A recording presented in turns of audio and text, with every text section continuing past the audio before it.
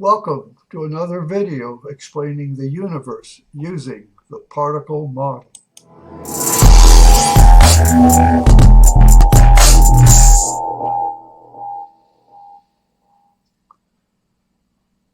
Well, today's video is a second video about the senses. In this case, it's about sight, titled Getting the Picture. My previous videos were on the photodiode and the laser diode, a series on the diodes. The last one, however, was the first one on the senses, titled A Study in Biology.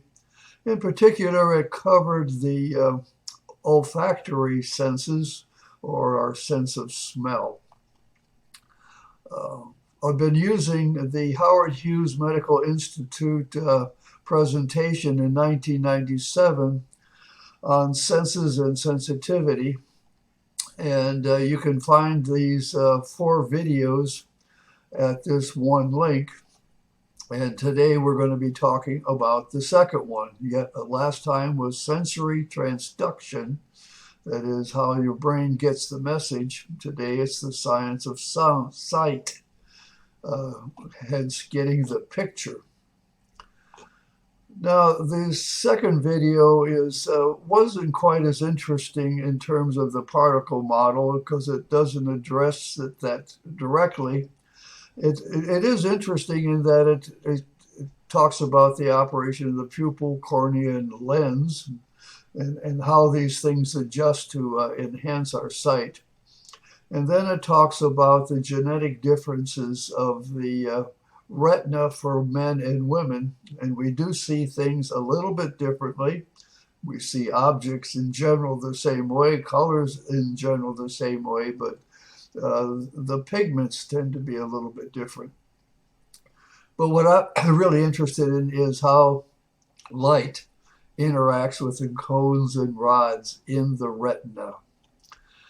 Now, the interesting point is, and this is made by many links about the fact that the human retina is backwards, although I do think other animals have the same feature.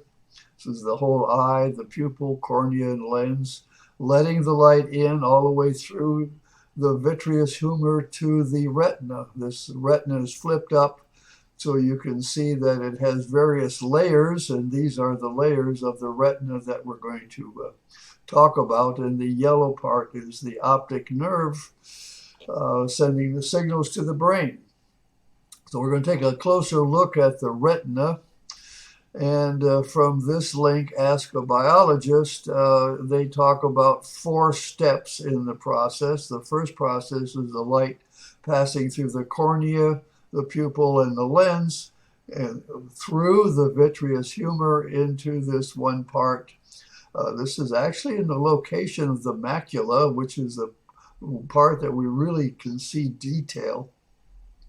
At any rate, it has all these layers, and the light comes all the way through and hits the rods and the cones and activates the cells. The light, or the photons in this case, hit the disc, and we're going to talk about the discs that are in the rods and the cones, and activate the cells.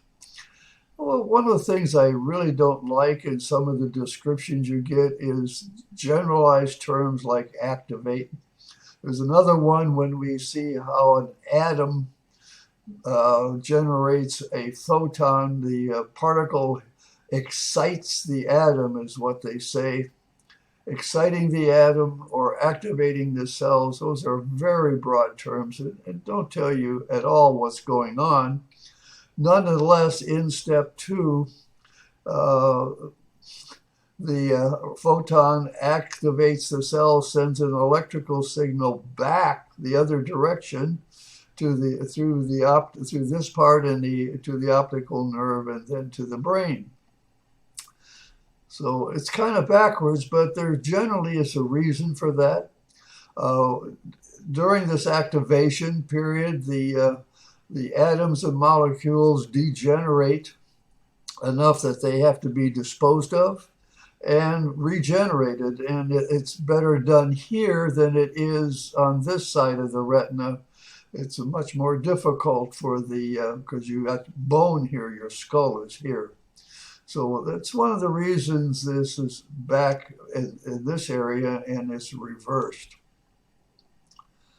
Okay, so let's take a look at the rods and the cones. The rod is a more cylindrical shape and it has discs right in there, a whole bunch of parallel discs with some sort of, well, it's got this mitochondria material all the way through both the cone and the rod, and the discs are separated.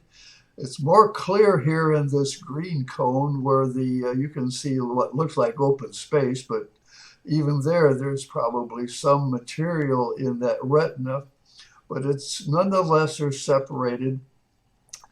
And to me, I'm going to use this analogy that this acts like a spring, and this acts like a spring. And yes, I'm using that analogy because it fits very well with the particle model. But you'll see as we go on that there's a rationale for that to be the case. So we're going to treat these as the discs as spring type material. And so we're going to talk about the resonance of the cones. And I mentioned this in other videos. And this particular picture shows the blue cone, the green cone, and the red cone. The blue cone is sensitive to a wavelength of 420 to 440 nanometers. Green has a different range, 535 to 545 nanometers, and then red has its range. Now, I'm going to, if you look at the shape of this, this shape is actually reminiscent of the tongue, and in more particular, the cochlea in the ear. The cochlea, when you see it normally, it's rolled up like a snail, but when you unroll it, it spreads out like this and looks like a tongue. And when they talk about sound in the cochlea, the end of the tongue is sensitive to high frequency, and the base of the tongue is lower frequency. And I contend that mechanically this slope is part of the reason this has this range. This slope gives you this range, and this slope gives you this range. Higher frequency here, shorter wavelength, longer wavelength. Short wavelength here, longer wavelength. What they don't show you is the physical reason why this range is so much different than this and this one. From a mechanical point of view, again, admittedly, using the particle model, I would have expected that this green cone would be like 25% higher if you kind of do the math.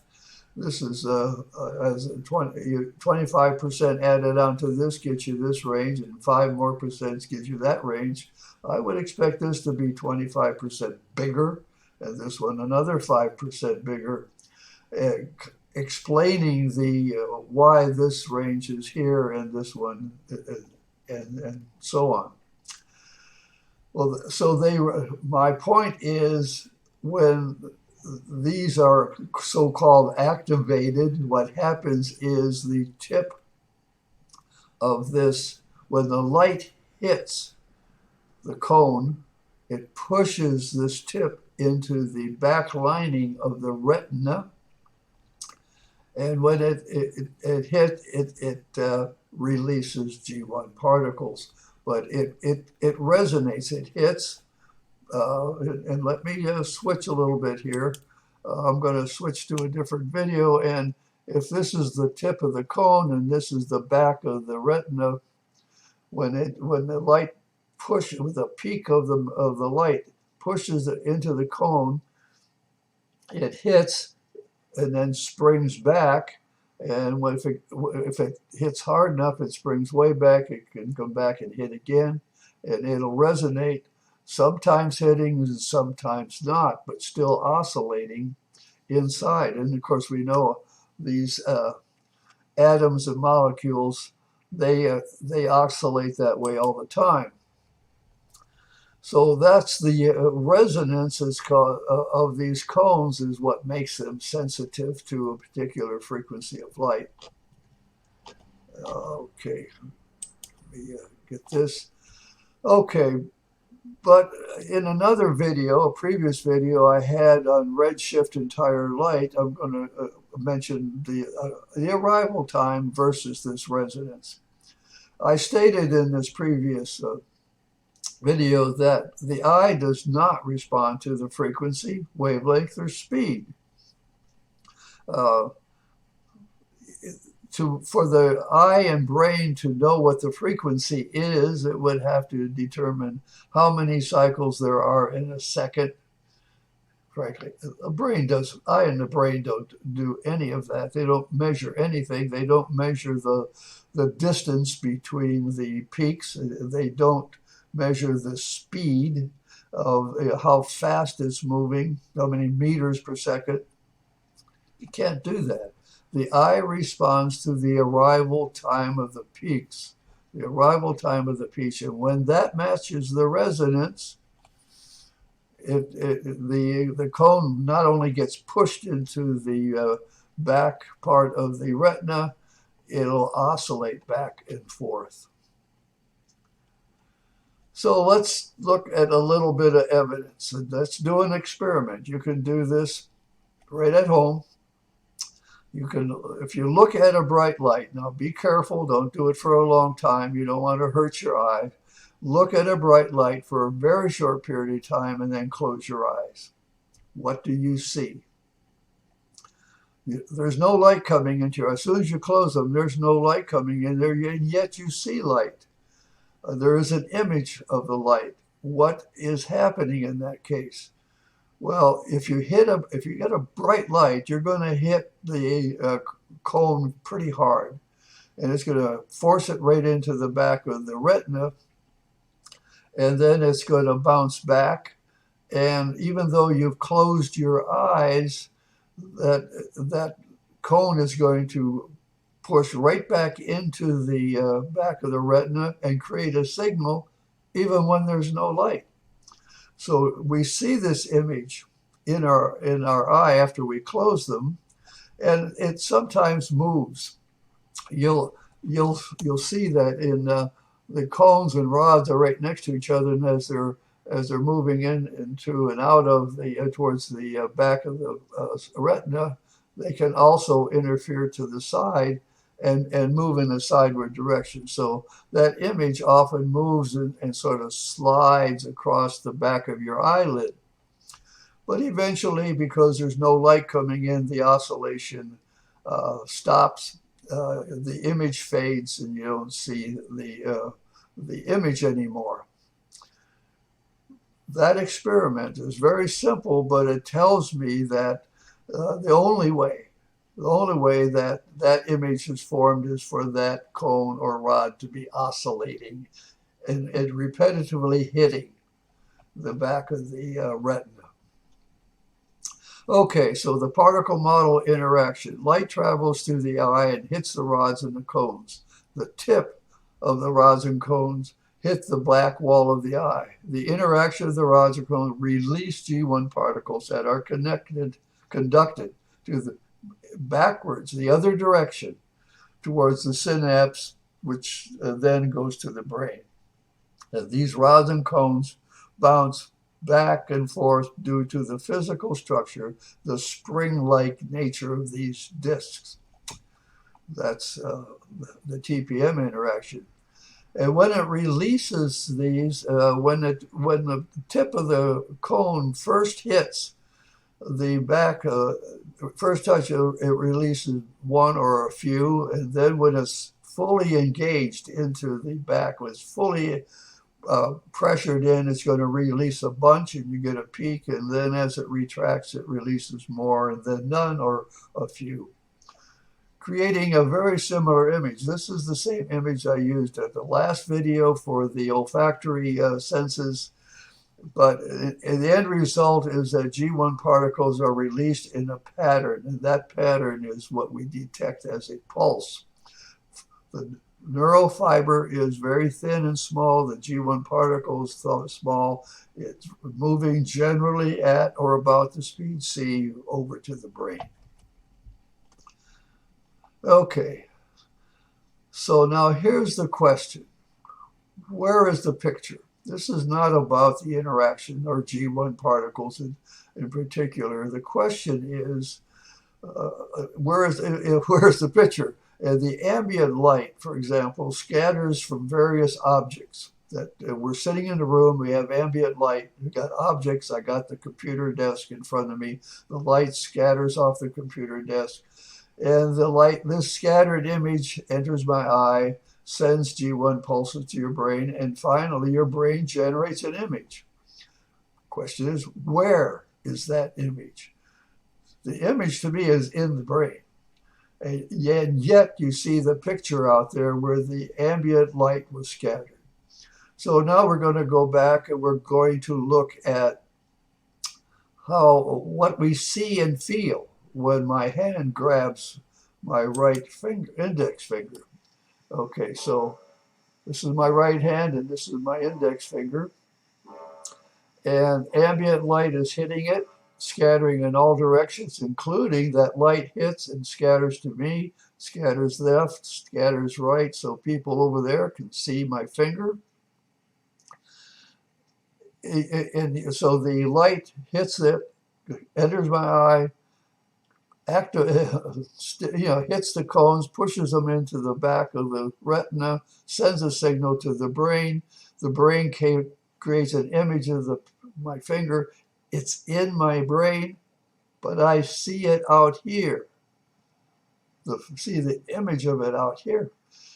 Now let me add a little bit more to that. Let's take my left hand, and I put it out there, and the light scatters off of it, goes in my eye, creates an image of my hand. I see the hand, I can see the finger, and then I grab the finger with my hand, and I squeeze.